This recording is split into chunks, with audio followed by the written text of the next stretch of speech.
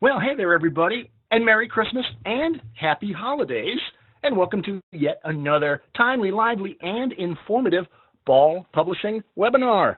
I'm Chris Beytes. I'm editor of GrowerTalks and Green Profit magazines and e-newsletter Acres Online, and I'm going to be your, shall I say, host for the next 50 minutes or so as we tackle today's topic. Well, you see it right there on your screen, choosing and using propagation media.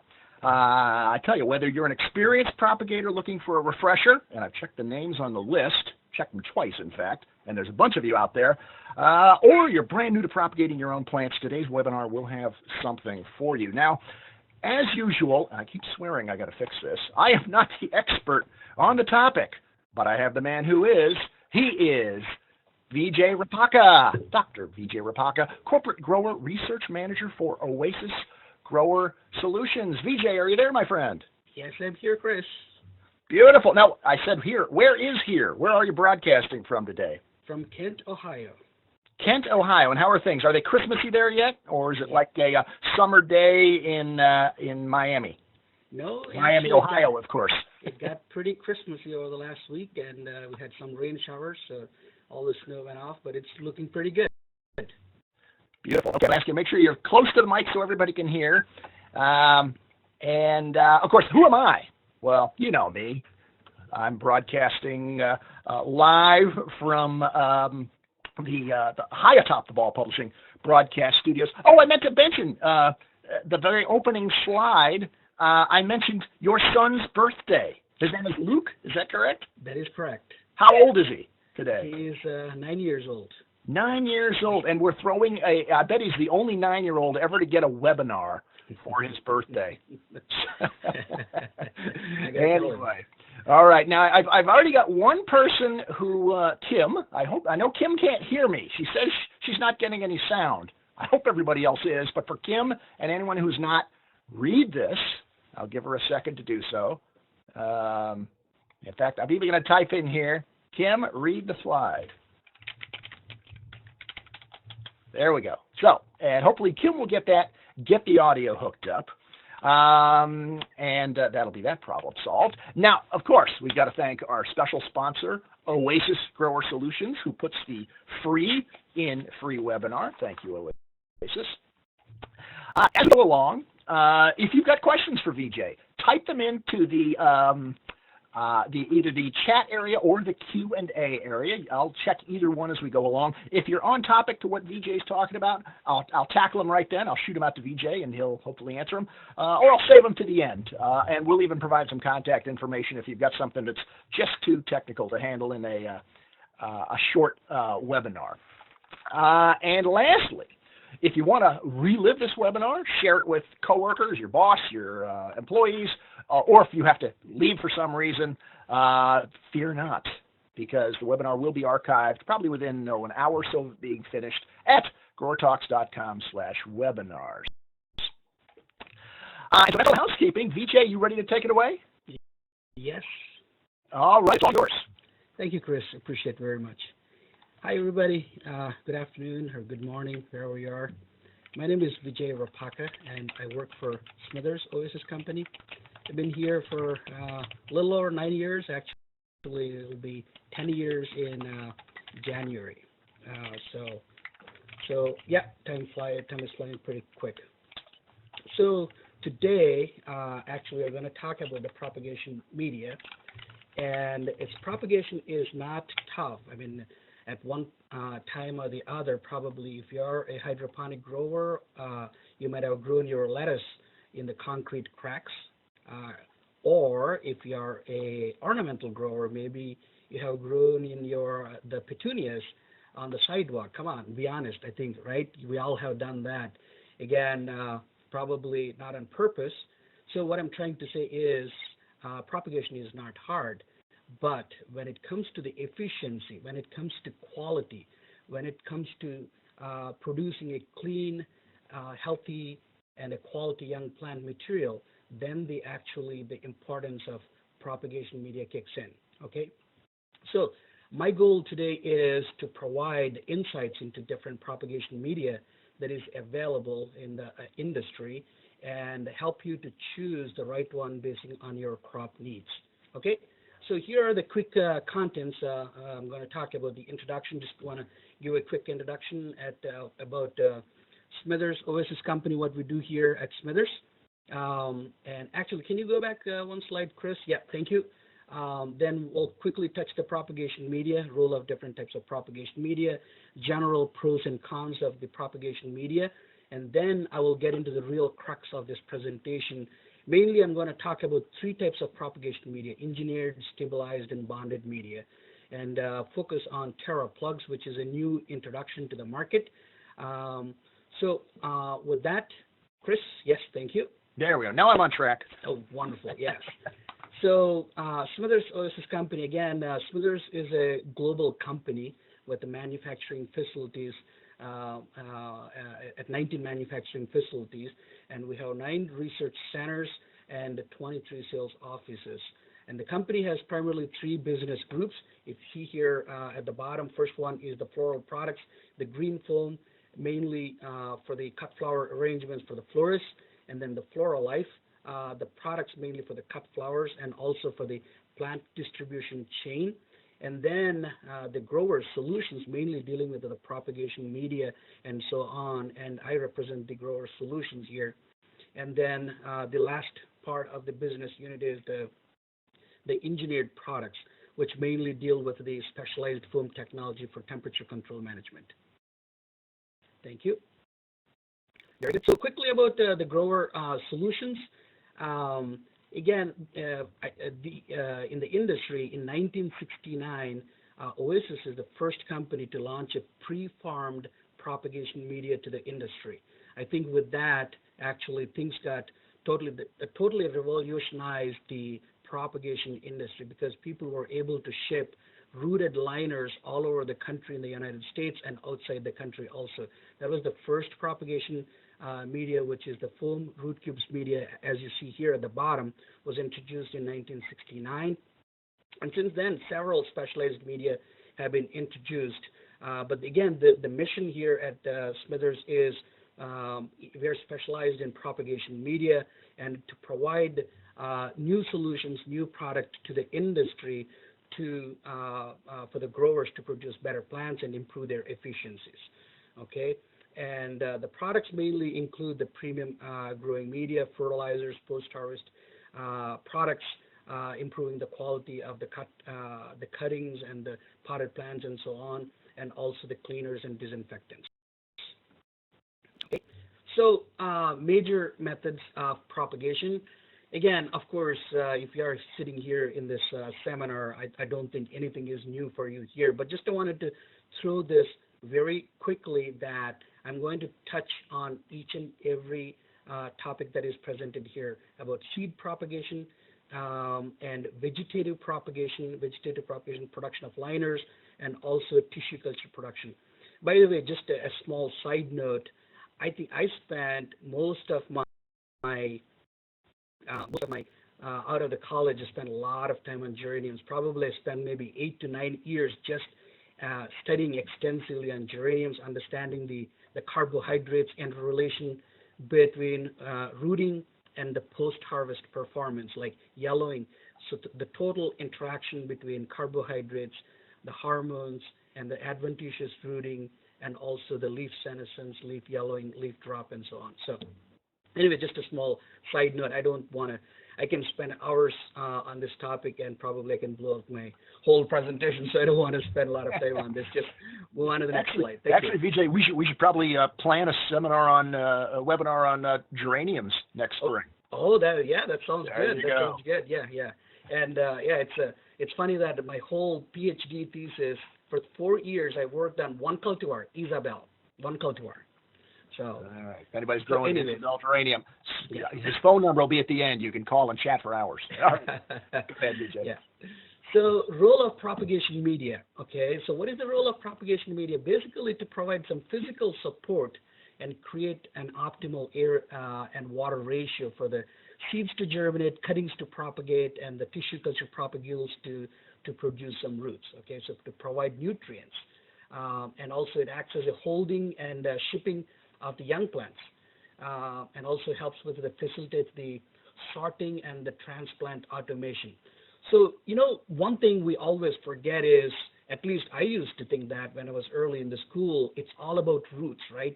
You want to propagate a plant, you look at the beautiful roots. Wow, beautiful roots. Actually, at the end of the day, beautiful roots doesn't make money. What is really important is to produce that young plant with beautiful roots, and you should be able to transplant it. And without any transplant shock, the plant should survive, should thrive once you transplant that. So that's the key thing. So although the role of the propagation media is there, but when you're picking and choosing the propagation media, there might be several other factors that might play a role when you are choosing that. Okay, so today I'm going to focus mainly on the preformed media. Basically, if you look at propagation media, you can divide into two categories. One is loose fill media. Loose fill media means it could be anything: peat-based, perlite, sand. You can use any of these materials to do propagation. Okay, so it is, of course, it is cheap, inexpensive. But what is the problem is, over a period of time, the media settles. That results in the compromisation of air-water porosity, and the cuttings may not root out uniformly, and that may take a longer period of time to root and to transplant. Okay, and also sometimes with the loose fill media, if you're trying to transplant early on, you will end up disturbing the roots, and they will have a hard time taking off once they're transplanted. And also the other thing is that the automation again, it's not always the case, but again, definitely it plays a major role with loose fill media. If you're transplanting too soon, that will affect the transplant performance and the quality of the young plant material. On the other side, preformed media, these are preformed plugs that are ready to use, generally structurally stable. What does it mean is the air-water porosity doesn't compromise during the course of propagation or production, okay?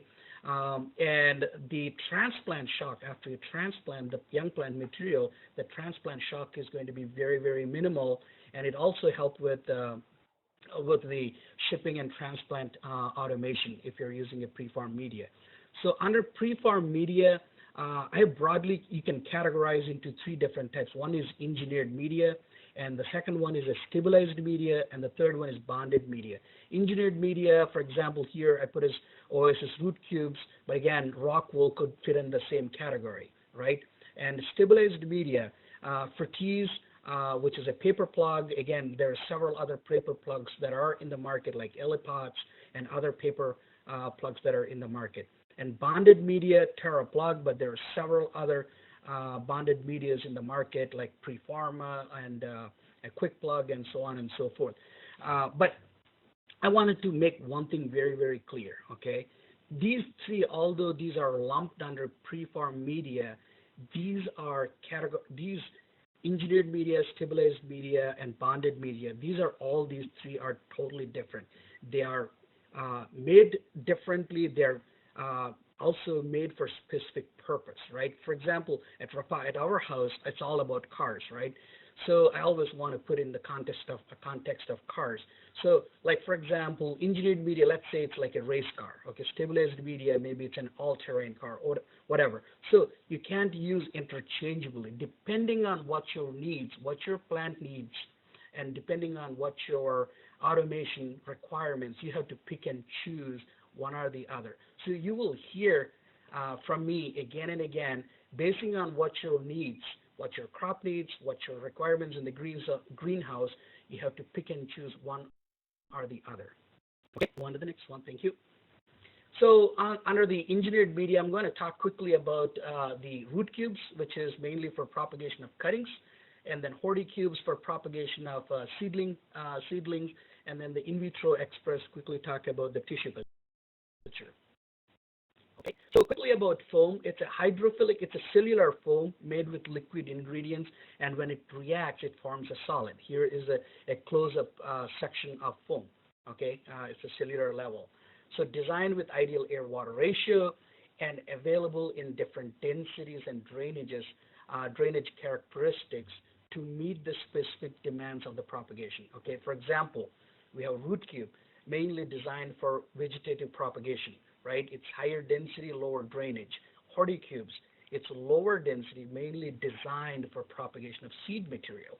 Horticubes ES, by the way, this is, again, we are the first one in the industry to launch a biodegradable synthetic engineered media, which is the Horticubes. It will degrade 100% in about 16 months in active landfill situation. So again, different types of media for different applications. So in vitro express for tissue culture. Okay. So just wanted to touch on some highlights. Media will be, because it's an engineered media, it's going to be very, very consistent, promote uniform rooting. Okay, it's inert, free of pathogens, and it will not harbor any insects or pathogens during the course of propagation. For example, fungus gnats. The larvae, they can't feed on foam because it's like a plastic material. So the media is structurally stable. We already talked about this. And then allows for early and rapid transplant. And once it transplants, you can have a quick root establishment after it is transplanted. Okay? And it's also available in different sizes and shapes for offering maximum flexibility. Okay? So this is one of my favorite slides. I love this slide. Just quickly look at this. These are poinsettia cuttings stuck in foam strip, and on the right side, it is a strip filled with peat-based media. Both are fully saturated, and poinsettia cuttings, of course, you know that these are very, very sensitive to water stress. So we stuck these cuttings, and after sticking them, these did not go under mist system. We let them sit on a propagation bench without mist system. 6 weeks later, the poinsettia cuttings in the foam, they're all turgid. They took the water, and the foam strip is very light because the cuttings are able to take up the water. Whereas peat strip, it's fully saturated with water, but it's heavy, and it's not giving up water. So the take-home message, what I'm trying to say here is foam is really good with releasing the water to the cuttings. So the cuttings can take up water easily, and they can be hydrated. So this has a lot, for example, especially in the propagation environment, you can bring down your misting requirements soon enough so that you don't have to worry about diseases and pests and so on. So that's one of the advantages. But I love this slide because, again, this tells that I have heard a lot of from my growers that the foam is a propagator's dream media, especially on the front end on the propagation, because the cuttings establish much quicker in the foam compared to any other media. Just a real quick clarification, Vijay. You said 6 weeks, but this was 6 days. Oh yeah, I'm sorry, 6 days. Yeah. No problem. And a quick question, kind of going back to the 3 different types. For organic production, are any of the 3 products labeled or registered for organic use? Any of the 3 categories, or are we stuck with loose fill? That is, at this point, no. That preformed media is there's no organic media at this point. That is correct. We're stuck with it. Yeah. So, Chris, there is somebody from about audio. I don't know if you want to quickly answer that. They're having audio problems, it seems. So, crop applications and recommendations. Herbaceous crops. Again, so these are some crops. Again. Foam is different. It is not simply like one more peat-based media. It's made for specific reasons. So these are some of the recommendations. You may not be able to use for everything, but some of the recommendations are it works extremely well for crops that are sensitive to water stress like poinsettias, or for softwood crops like hibiscus, mandevilla, roses, and so on. And also, if your crop is sensitive to any fungal diseases, foam might be the answer because foam is completely clean, sterile, like carnations, clematis. Dr. Faust did really good research on clematis with FOMA. There is a disease associated with that, and you can have beautiful propagated material in foam. And then the last thing is, I think this is really, really important. If we are looking to produce clean, disease-free stock material or elite stock, and foam might be the go-to media because it's clean, inert, and you can start with the foam material to get disease-free, clean stock material. Okay. On the next slide, again, just wanted to quickly hit on a couple of important points. Again, foam, when it arrives, it is dry. It's bone dry, right? So you want to deal with it differently because it is shipped bone dry. There's no water. You make sure that you're completely saturating the foam with complete fertilizer solution, and also make sure that there are no dry spots. If you're using the foam for the first time, water it thoroughly.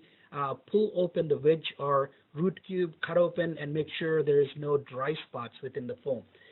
So there are some recommendations that if you're using a hose and a breaker, depending on the pressure, you can go 4 to 5 passes to completely saturate. And also you can use a sub-irrigation followed by overhead watering to do that. But the important thing is that never stick a cutting when the foam is dry. Make sure the foam is 100% saturated.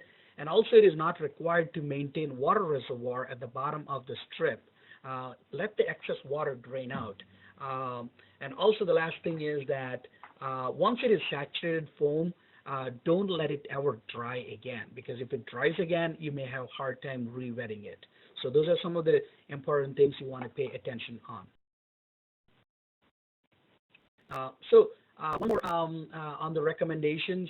Again, because its foam is soft, a lot of people tend to stick the cuttings too deep. It is very important to stick the cutting not more than half the height of the propagation media. If it is 5 centimeters, don't stick more than 2.5 centimeters in depth, because it is sitting in the saturation zone. It may never root out. So make sure you're sticking straight, and make sure you're not sticking more than half the depth of the foam height, the propagation plug, when you're inserting your propagation media. I always tell my growers that use your thumb and index finger to position your cutting and stick it until your thumb and index finger touches the foam, at least until you get a hang of that material. Once you get that, you should be fine. Okay. And then I think this is the last slide on Rootcubes wedge. That the important thing is a lot of people get wrong here, because again, as I said, I keep on repeatedly saying you're using foam for specific applications, and it's not like any other peat-based media. So you need to follow certain recommendations especially on the transplant. If you're transplanting into a container, it's not a big issue. You make sure you're watering the foam plugs before you're transplanting, and also make sure you're transplanting into a moist media. After you transplant it, thoroughly water, and after that you don't have to water them repeatedly, just water as required. Okay, typically what happens is immediately after you transplant, water moves out of the foam into the surrounding matrix, and actually roots follow the same pattern, and roots will start growing into the surrounding matrix. Okay, and the other thing is that we have a lot of growers that are using foam-based media where the cut flowers are produced in Central America, in Africa, in India, and so on. One of my recommendation is that make sure that if you're transplanting into field soil, only it is recommended if you can control the irrigation. If you can't control the irrigation, if you can't keep your soil moist enough, I would not recommend to transplant, because foam works so well.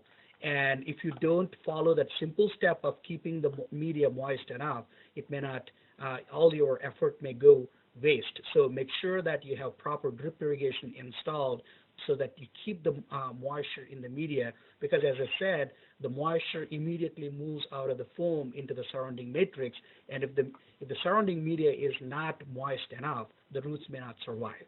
Okay? Vijay, what would you do instead in that situation? What would you advise the grower? Use a stabilized media, or that is transplant into a pot first and root it on further? That can be done, but again, there are. I think, for example, in that case, maybe a bonded media might be much more applicable in that situation. That is an alternative if you can't control the irrigation procedures properly. No, a bonded media would work in that situation. Okay, yeah. That's interesting. But most of the times, what I have seen is, especially if you're doing cut flowers, a lot of people use drip irrigations. They do transplant into pumice or field soil, but they have drip irrigations installed. But what my emphasis here is, if you're used to peat-based media, don't exactly follow the same procedure, because you may have to water for the first couple of days a little bit more to make sure that the plugs are established properly. Gotcha. Yeah. So, and quickly, I wanted to switch gears and talk about Rootcubes media for hydroponic applications. Okay. Next slide. Yes, very good. So again, this is engineered exclusively for hydroponic applications, promote uniform and vigorous growth, and there is no buffering capacity. The advantage is that the growers can steer the propagation media in any direction they want. They can increase, they can decrease the pH. Initially, it comes with a 5 pH without any fertilizer. They can add the fertilizer of their choice, and they can adjust the pH.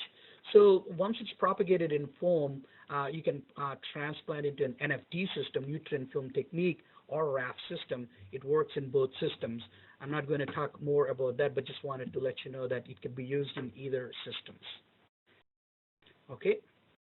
So what are the crop recommendations? Pretty much all the leafy greens, you can see that lettuce, different types of lettuce, basil, watercress, arugula, spinach. You could do pretty much cucumber, tomatoes, peppers, anything in Rootcubes or Rootcubes XL or ES.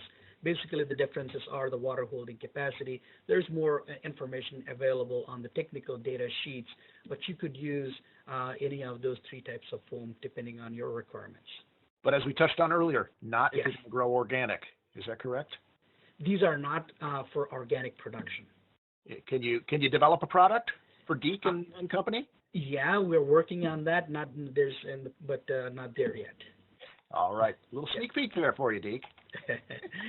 Yeah, and I'll want to quickly introduce the plug and the block. Again, foam is available in the plug and the blocks for grafting applications for tomatoes, peppers, cucumbers. You can start in a plug and then transplant into a block. And like in rock wool, again, the foam, this is cellular foam. You can manage the rooting environment very effectively. You can adjust the water hold, because the foam is available with the different water holding capacities. You can easily manipulate the root zone environment to steer the plant more into generative, more into reproductive stage from vegetative stage. So you can play with that, and foam works extremely well for those applications. Okay, so a couple of quick tips on the hydroponic production if you're using Rootcubes XLES. Initial watering, again, as I said, emphasized before, it is extremely important. Remember that you're dealing with a bone-dry material. Make sure that there are no dry spots. If you're just overhead watering, depending on the type of the drainage of the foam, the top might be wet and the bottom will be wet, and the center might be dry because the water runs through the least channel of resistance. So you may end up having dry spots. Make sure you don't have that, and definitely make sure you're watering with complete nutrient fertilizer solution. And for best results, the recommended procedure is float saturated followed by overhead watering with complete nutrient solution to ensure there are no dry spots and complete distribution of the nutrient solution through the propagation media. And also, one of the quick thing I want to touch is the push-out. Sometimes there's, in the past, like 90% of the growers used to grow butterhead Rex. I'm glad that breeders are working hard and introducing a lot of new different types of lettuce varieties and other leafy greens. But the problem is some of the new varieties doesn't have a much profuse root system. They're not establishing very well. In that case, if you may have push-outs, means the seedling will not establish very well in the foam. They want to start growing out. If you put a little bit of vermiculite on the top, that will control those push-outs and totally avoid those push-outs and help those seedlings to be fully established in the propagation media. Okay. So again, I have done a lot of work. At Smithers, I spend most of my research time on developing new propagation media. As you know, we have totally different types of all diverse propagation media from peat-based bonded media and all that stuff. But I strongly recommend not to use a peat-based media for hydroponic applications. Because, earlier, as I said, it's not about just the roots. It's not about initial growth. You got to look at the full cycle, full long-term strategy of your whole greenhouse operation. Initially, you may have good growth, but over a period of time, what happens is the peat may start falling apart, settling at the bottom in the pond or NFT system, and starts acting as a breeding ground for these diseases, because at the bottom, the peat will start degrading and it will compete for the oxygen that is available there, and also starts growing some mold. Eventually, it will take off. So I have seen so many operations. If you're using a peat-based media, I would strongly encourage you to look for alternative, because it's a disaster waiting to happen at one time or the other. So, so for those reasons, again, there are like dry hydroponics and all that stuff. You can maintain certain distance between the media and water. You can create air gap, but still, even though they don't come in contact with water, because just peat, again, it allows the nutrients, the microbe starts growing and flourishing, and it will take off eventually. So my recommendation is not to use the peat-based media. Go after, look for some engineered synthetic media, foam or rock wool or something, but not the peat-based media. Hey, Vijay, quick question. Sure. Going back one slide to the push-outs. Sherry Yeah. wants to know, if you have a push-out on other than the hydroponic media, would you also recommend vermiculite in the same way? On the other crops or other... Other media. Would you be doing seedlings in other medias other Yes. than hydroponic media? Yeah. So definitely yes. So basically, it's not specific to propagation media, the push-outs. Of course, you may have more push-outs in one media than the other, but push-outs are quite common for different types of media. Yes, the answer is yes, you could use. The thing is that you make sure you're using proper particle size. You don't want to use extremely fine vermiculite, because it will, it will just get packed in that hole, and the seedling may have a hard time emerging out of that hole. So you want to use a medium grade, which is commonly used in the horticulture industry. And either apply by hand or run it through a top dresser, like That is run a correct. plug tray. That is and correct. Brush aside the excess. All right, there you go, Sherry. Very good. Just want to, the next, switching gears a little bit, I want to touch quickly on the in vitro express for the tissue culture applications. Yes. So if you have ever done tissue culture, if you have used tissue culture, typically tissue culture plants, they can't make their own food. They need to rely on the carbohydrate, the sugars you are providing, and typically it's propagated on a gel, like a jello kind of. It's called agar.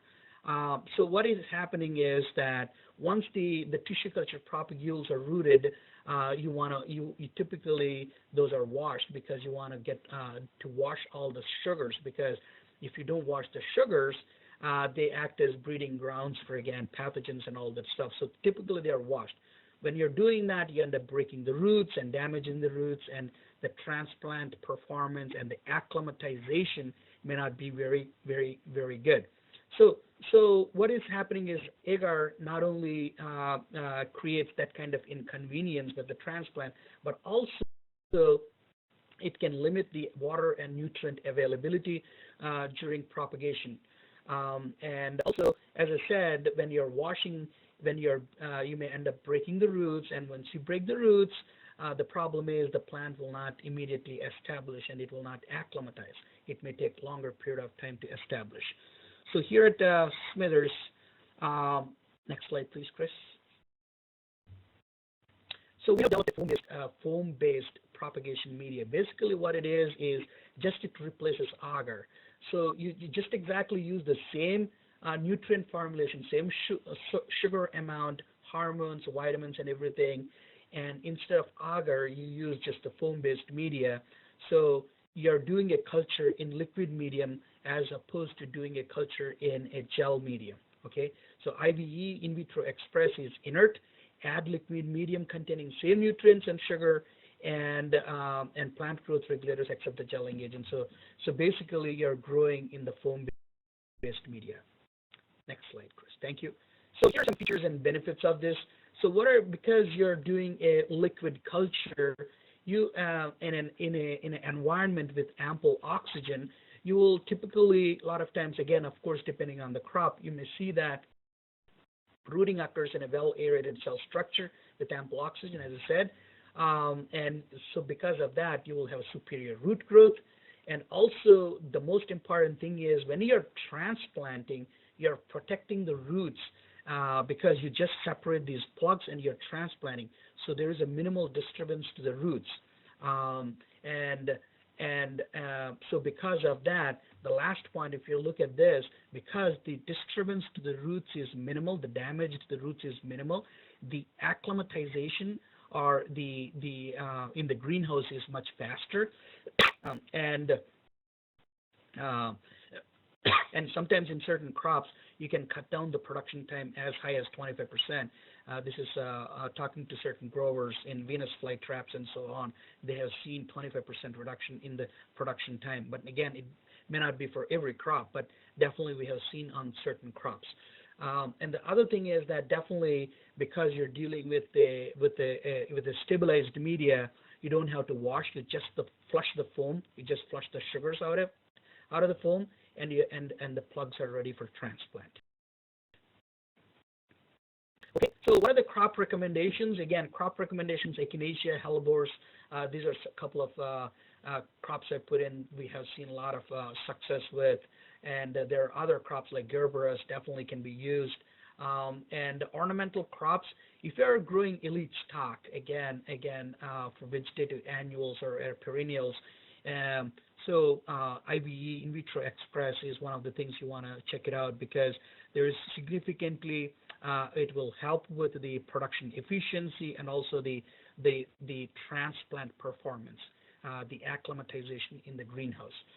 It can be also used on a wide variety of fruit and nut crops, like for the rootstock material for grafting, for almonds, cherries, plums, and so on and so forth. So it can be used for wherever you are doing tissue culture. This is for stage 3, where you're rooting out. It's not for stage 2. You typically it will do your stage 2 multiplication stage on whatever method you're using. If it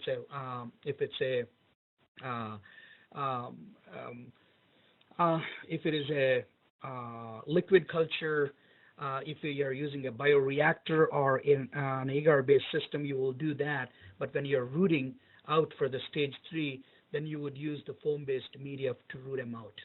Okay, and works well for plantation crops like bananas, forestry crops, medicinal crops, and so on and so forth. Okay, just a quick rundown. Don't want to spend too much time on this, but it's very simple to use.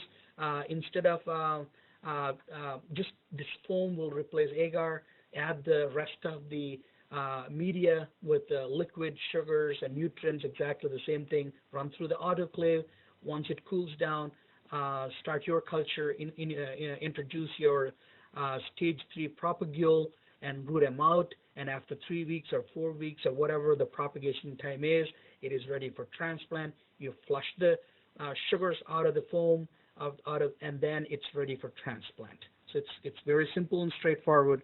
But again, definitely when you are dealing with liquid culture, if you are used to do gel culture, and if you're switching to liquid culture, you need to do some experimentation on optimizing the media volume to see what is the optimal media volume for your specific crop.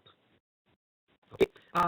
Then switching gears and talking about Fertiss plugs. This is the stabilized media. Next slide, Chris. So basically, stabilized media, what I'm trying to say here is the peat or peat perlite mix or whatever other materials you wanted to use with your propagation media. It is stuffed into a non-woven fabric, and the fabric is wrapped around into a plug. And basically, you're just stabilizing the propagation media. Okay. So, for example, in this case here, it's Fertiss. It's wrapped in the white one is wrapped in a plant paper. its plant paper is 100% natural, bio-based, and it is industrial compostable. And the Fertiss plugs are is made by gravity feeding. Basically we can adjust the density of this propagation plug. You will not have densification, and it works extremely well, especially if you're dealing with a soft material and so on. And you can see that plant paper, this is from Europe. We partner with Plant Paper, and they have a lot of the certification from different organizations for it's 100% natural and bio-based, and it's also the compostability of the material. Yep. So it's reduced plug. It's made by gravity feeding, so the plugs are loose, especially if you're dealing with tissue culture material, soft stem. You will see definitely a benefit with this, because you can insert without straining the shoot material. And it's the wrap is 100% bio-based, biodegradable, and these are made filled in unique trays. There is space around each of these plugs which promote air pruning, especially if you are dealing with a crop which has profuse root system. This helps, the air gap helps with air pruning, and it can help get more fibrous root system rather than fully root-bound plug. So it works well for slow-to-root cultivars, and it you can works with the transplanters and so on. And you can also ship the young plants rooted in Fertiss. Okay, so yeah, here are the examples. You could do pretty much everything, but again, as I said, at the end of this presentation, I would like to summarize, to help you to choose the right propagation media. But you could do pretty much every propagate all different types of material in Fertiss as well. If you use an organic fill soil, and because this is a bio-based product, would it be considered organic in this case? In this case, you could go with an organic material, but this is not organic certified paper. This is very tricky, Chris. If there is, although this is fully plant-based material, if there is any synthetic process that is involved in the manufacturing process, that is not considered as a certified organic. So that's the challenge with that. But this is not as certified organic. Thank you for bringing up the organic again. There is definitely a lot of interest on that, and we don't have much on the organic in this presentation today. It says organic farming systems don't have to use certified organic plugs. It just can't contain any prohibited materials. So again, I think the rules are still not well. The regulations are still developing. There's a lot of local certifications.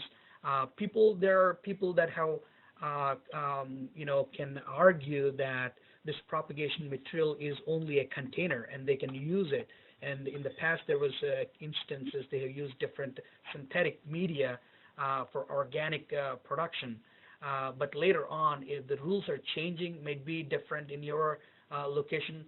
So I would refer to your local authorities and local regulations to see what will fit into your specific requirements to use one or the other.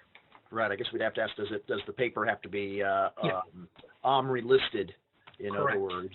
And well, that's a topic for yet another webinar. Yeah. So we better move on here. Yeah. Yes, and the last topic of this presentation is the Terra Plug. And the Terra Plug, this is a new bonded media in the industry. Bonded media is not new to the industry, but there is definitely a lot of interest for the bonded media because the things are changing. Everybody's looking for more efficiency, more quality, and all those things. So over the last few years, there's several new bonded medias that are introduced to the market globally. At least I would say that over the last 4 or 5 years, at least 3 to 4 new bonded medias are introduced to to the industry. Again, every bonded media, although I'm lumping all the bonded media under one category, they may not be necessarily the same. There might be subtle differences which can create significant differences in how the plant material will perform and how it will react in your system and so on. But anyway, I'm going to talk about the bonded media now. So Terra Plug, it's made with peat and cocoa fibers.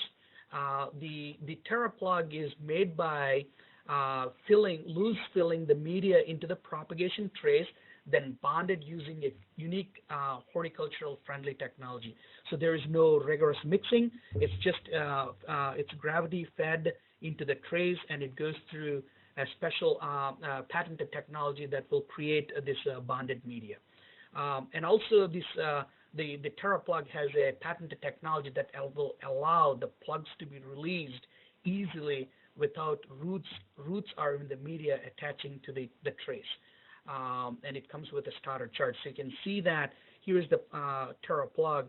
The beauty is that you can maintain the natural structure of this fiber. Okay, thank you. So yeah, as I said, it keeps the original structure of the media. There again, as I said, there are different things, different media for different requirements. But there is, if you look at, if you're a propagator by yourself, there is no, in general, if everything goes well, if disease is not a concern, there is no better media than a loose fill media. Because it's natural, you will have beautiful roots. But the problem is with loose fill media, you will end up compromising the physical properties of the media over a period of time when you're watering and so on. And this Terra Plug, the beauty of this is it will maintain the natural structure. It will not collapse. You just loose fill the tray, and we will stabilize that plug in its natural format. So the technology is very plant friendly, and it's not toxic, easy extraction, and you could use for manual and automated transplant, and the fast and uniform rooting development of strong fibrous roots, and it's ready to use with ideal moisture content. And the bonding technology allows for customized sizing of the plugs, of course, depending on what crop and so on and so forth. But in general, it allows for customized sizing. Reduced bench time because the rooting is faster, and it will allow for you to transplant sooner. The plugs do not shrink during the course of propagation, easy to rewater, and this is mainly made for automation purpose, keeping automation in the mind. Yeah, thank you. So just wanted to emphasize again, if a close-up shot of this, you can see the fibrous, the coconut cocoa coir fibers. It's very natural, maintain the natural attributes of the material that is being used. So because of that, you can have a beautiful root system, which will make money because if you transplant, you will perform, the transplant performance is going to be beautiful because you have a healthy root system with fibrous roots and so on. And you can see all these secondary roots that are coming out of this. Just wanted to emphasize on this, the natural structure, maintaining and then encouraging the natural roots that you would see.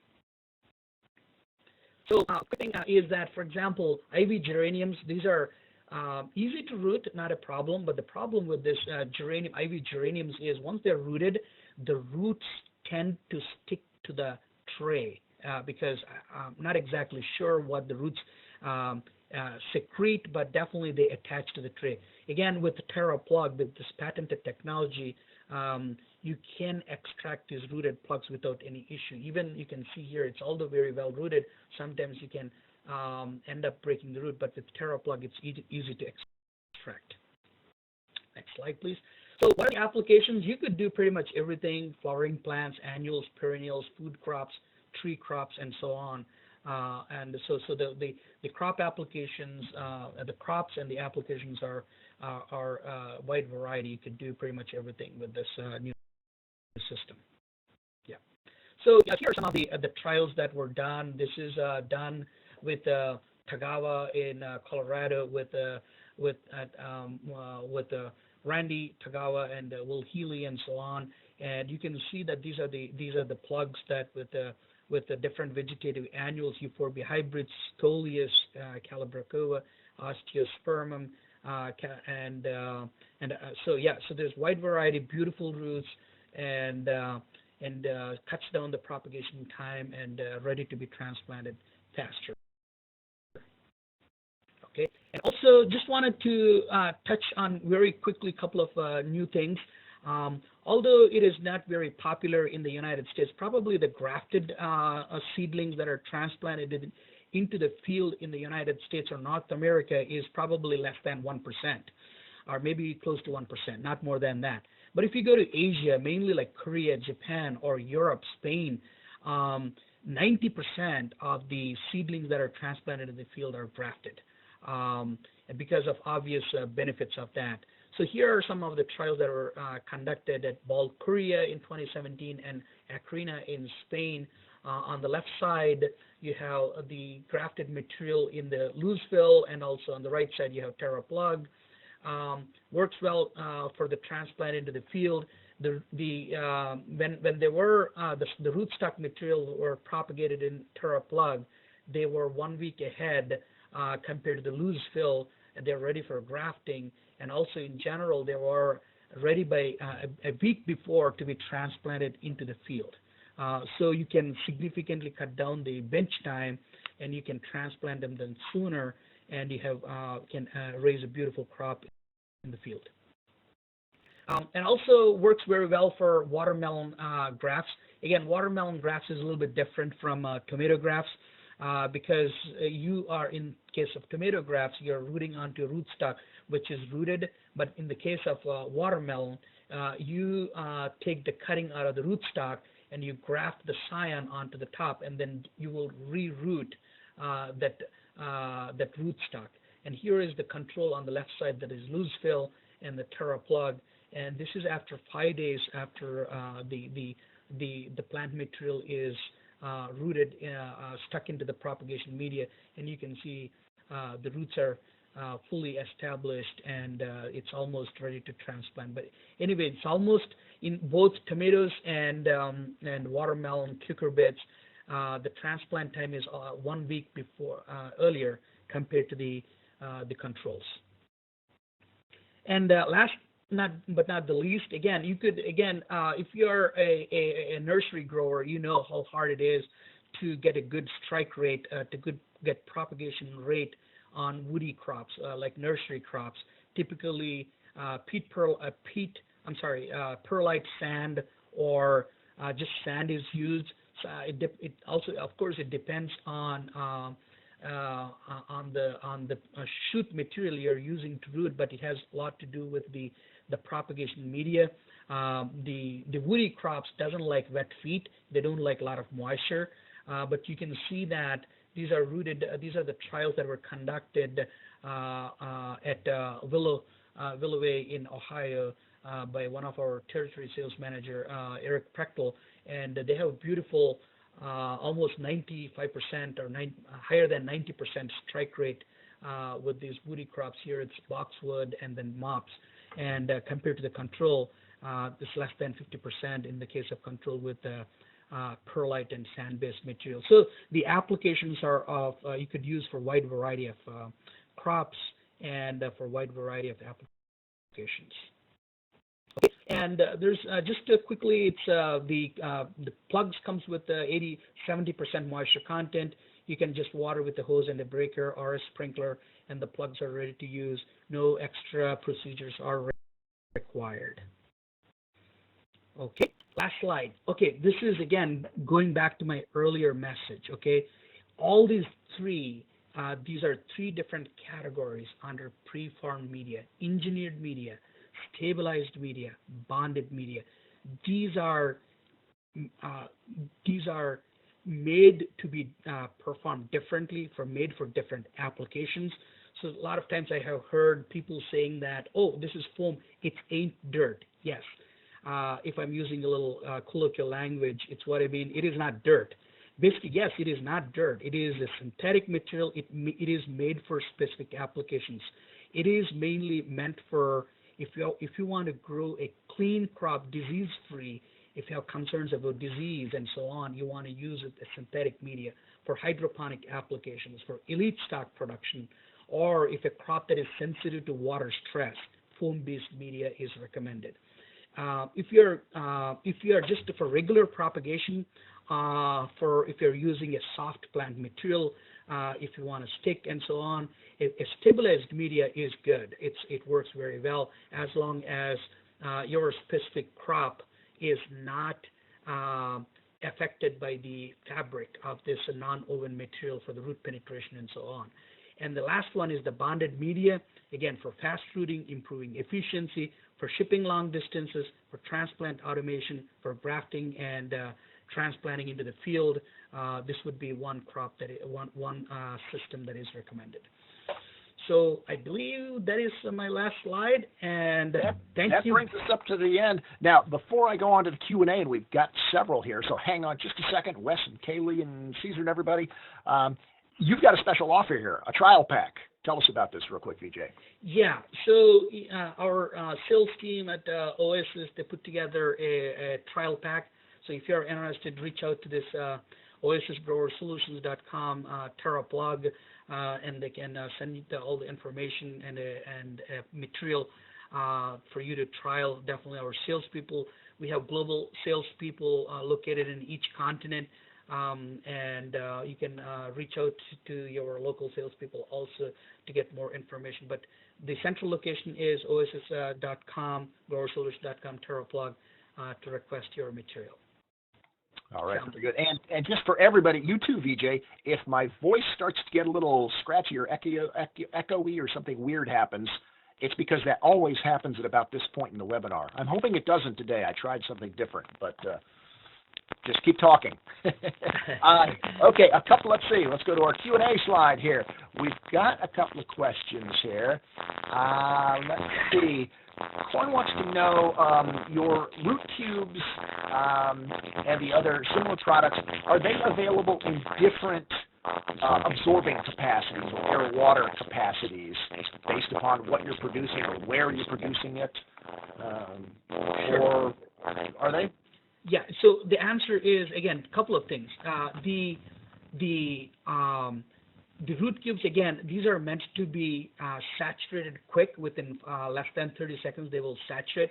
But the difference is that they are available in different drainages.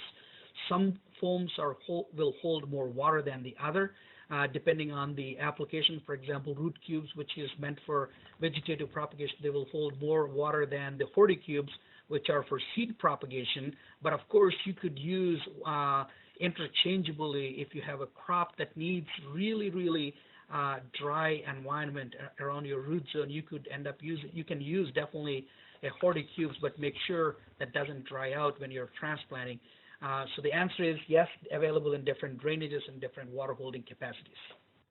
Okay. Last question. How long can they be stored using order bulk and using all year or come in small batches? Oh, Chris, now your voice is getting really interesting. I'm sorry I could not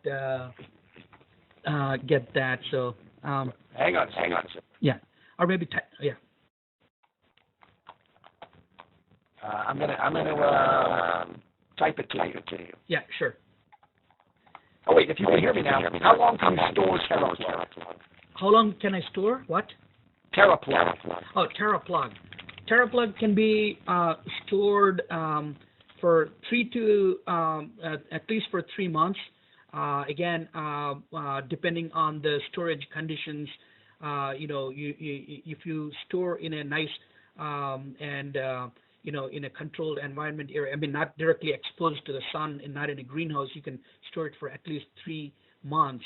We are putting together a care and handling sheet and exactly how to store and all that stuff, but it should be good at least for 3 months, as long as the plugs are not dried out. I mean, if you're keeping them open, the plugs will dry out sooner. Then that's not a good way to store. But if you're storing in an original package, you have a good shelf life. But the thing is that with peat-based media, I want you to keep in mind that peat-based media, when they have fertilizer, they attract a lot of the microbes that are in your environment. If you are storing in a heavy traffic area where you have a lot of air movement, you may start seeing some mold growing on. But in general, if you're keeping in a nice isolated environment, that should be good for at least for 3 months. All right. How's my voice now, Vijay? It's much better. Wow. Oh, it's thank magical. You talked right through my technical glitch there. Thank you. Kaylee wants to know, with bonded media technology, how about algae or pests like shore flies? More or less likely? The bonded media technology, again, the rules that apply for loose fill will apply also here. So definitely the bonded media, you got to deal with your watering protocols, make sure you're not overwatering and all that stuff. But these are also very susceptible for algae, and because, if you have moisture that is there, sunlight, and nutrient rich, it's act as a beautiful breeding ground. Would that apply to all the propagation media, root cubes and everything? No, again, cubes, that, as I said, not bonded media is the one I'm talking about, but foam-based media, it doesn't support algae growth and all that stuff. Of course, it depends on your watering procedures. If you are watering with fungals, with these algae contaminated, then you will have algae growing on. And of course, also, if you are overwatering, if you are maintaining too much water at the bottom, that will promote algae growth. If you let it dry in between, not bone dry, but if you go through like just wet and dry cycles, that might help the algae to dry out. But it all depends on your watering procedures and protocols. All right. Let's see. Another foam question here. When rooting clematis, what's the difference in rooting structure compared to clematis rooted in loose fill? So, good question. You have experience with them. Yeah. So the root structure, again, the foam, again, the foam will not change the root structure. What will change the root structure is your watering protocol. If you are letting the foam sit in water, or if you're overwatering, you will end up having water roots. If you are watering as required, going through wet and dry cycles, if you're a dry grower, you will have fibrous root growth. And we have seen, even with poinsettias and any other crop, again, of course, clematis, you have a much more woody root to begin with. I have a beautiful photo. I wanted to put it, but I have forgotten to do that. But you will have normal root growth as long as you're following your proper watering protocols. Means what I mean to say is, if you're not going too wet, you will have good root growth like you see in a peat-based media. Okay. Caesar asked a question, and everyone is thinking, what about the cost? What's the difference between the three different products / categories? You know what? I'm a technical guy, and I'm a technical consultant. If you have your questions, definitely reach out to our sales and marketing business people. They would be. But you have to know something, though. Come on, 5% higher, 10% higher, 10% less for foam. You got to have a ballpark anyway. Yeah.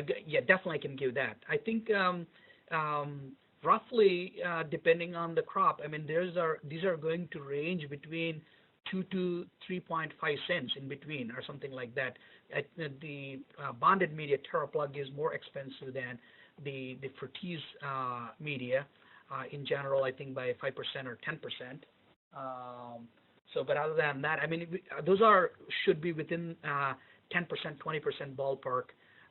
And foam and the Terra Plug are comparable in cost and the pricing.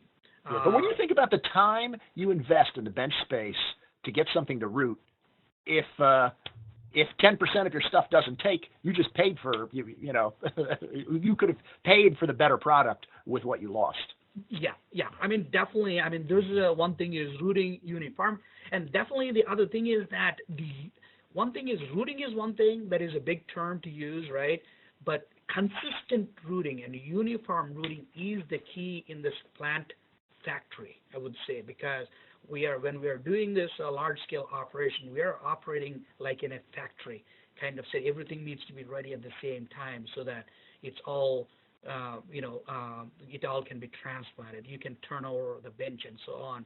So it's all about the uniformity and the quality there. Yeah, it's not about the roots. It's about the finished product, as you said. Yeah. Bonnie wants to know what you would recommend for direct sowing of vegetables for shipping.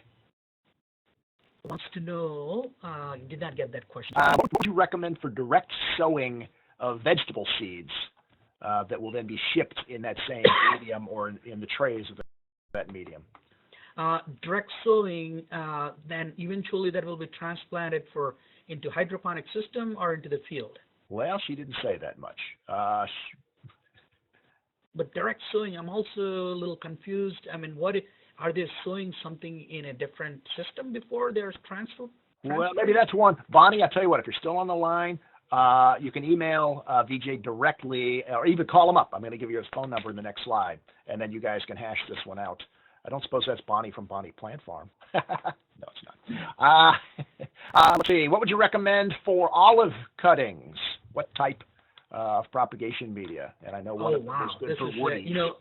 Recently I was in Spain, and the first time I saw an olive garden, really literally, it's an olive world. It's millions of cuttings, and one of the two things they're trialing is Terra Plug and foam, and they're having beautiful results with Terra Plug and also with the foam, but they're still in the process of finalizing which one. I would, from what I have seen, Terra Plug works very well. There you go. And for someone, Laura, I put the sample request URL back up there for all of you. We'll do a couple more here, and then we'll have to move on and wrap things up. Don wants to know about disposing of the engineered plugs. Can you compost them? Do they go in the trash? Are they plastic? What's going to happen? Yeah. So, for example, again, we have two types of media. One is our standard media, which is not biodegradable. It is mechanically degradable. It turns into dust. It turns into microplastic over a period of time. But the other one we have, the most recent one we launched, is the ES, ecologically sustainable product. What that is, you can actually put in your landfill and it will biodegrade within 16 to 18 months, completely 100% biodegradable. So if that is the product you're using, you can just put it in the soil or the landfill. But the standard one, again, depends on how much material it is. If it is just a lettuce cube here and there, then it's fine. But if you want big cubes or blocks and slabs, that's something that needs to go to the landfill.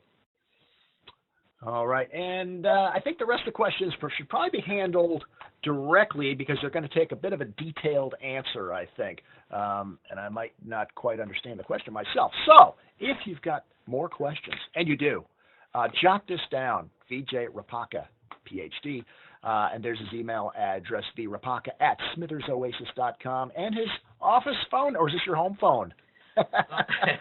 Cell phone. Catch him 24/7, but not today. It's his son's birthday, so don't bug him this afternoon because he owes him big. After, right, my son is under control of my phone today. I bet you're taking him out for tikka masala, though, aren't you? After seeing that picture, there's his phone number right there.